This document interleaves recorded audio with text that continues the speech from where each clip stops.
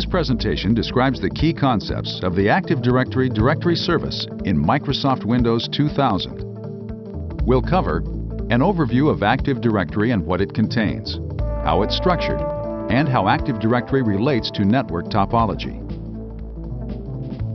Active Directory is the directory service used in Windows 2000. A directory service stores information about all the resources on a network, such as users, groups, computers, files, printers, and applications. Plus, it provides all the services that make the information available and useful.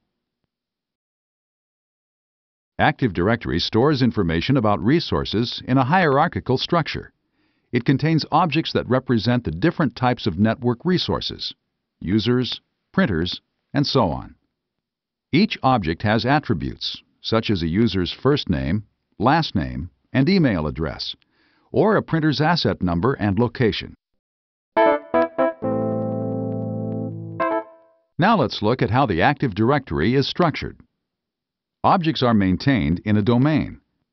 A domain is the basic unit of organization and security in Active Directory. Within a domain, objects can be organized into logical containers called organizational units, or OUs. Using OUs, you can create a hierarchy that duplicates the structure of your organization. Even more importantly, you can delegate some administrative responsibilities for these smaller units. While an administrator has full administrative rights for the entire domain, a user, such as a department or team manager, can be granted rights for a particular subtree of OUs or even a single OU.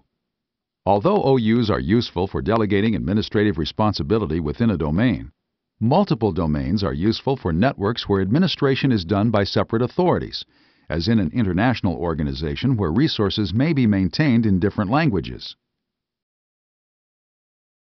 Multiple domains can form a domain tree. The root domain is always created first. It becomes the parent domain to child domains that are added directly below it. Each domain in a tree is assigned a name using the Hierarchical Domain Naming System, or DNS. As other domains are joined to the tree, the name of the child is added to the parent's name, reflecting their relationship. To make network resources globally available to users, by default, Active Directory transparently joins domains through two-way transitive trust relationships. Trust relationships make a domain's resources available to users in other domains. Transitive means that the trust relationships carry through automatically to other domains in the tree. So, users in one domain may have access to resources anywhere in the tree, except of course to resources that have been restricted.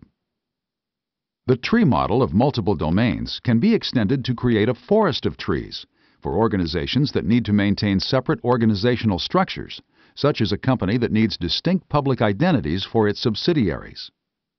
Although each tree can have different naming schemes, they share three things: transitive trust relationships between any domain within the forest, a common schema, the complete set of object types, and they share the comprehensive global catalog.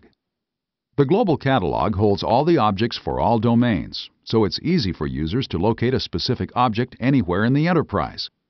To keep query response times fast, the global catalog maintains only a subset of attributes for each object.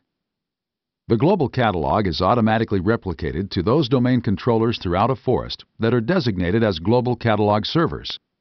Domain controllers manage Active Directory information and user domain interactions, including directory searches across the enterprise. For example, if a marketing manager in the Minneapolis office wanted to send a hard copy of a file to the subsidiary in Paris, she could query the Active Directory Global Catalog for a printer on the second floor of the office on Rue Lafayette. The Global Catalog resolves the query and returns the location.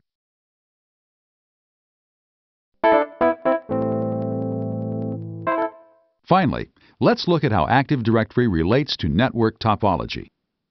To optimize Active Directory performance, it may be beneficial to divide a network into sites, especially if it has geographically separate locations connected by slow links. A site is one or more IP subnets connected by a high-speed link.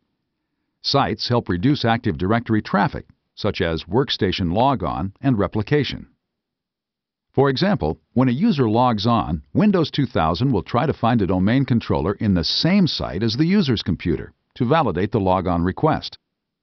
Staying within the same site serves to reduce unnecessary traffic between domain controllers, and the network operates more efficiently. In addition, replication of Active Directory between sites can be scheduled for off-peak hours when demand for resources between sites is usually lower. Active Directory enables users to access resources and administrators to secure resources across the enterprise network.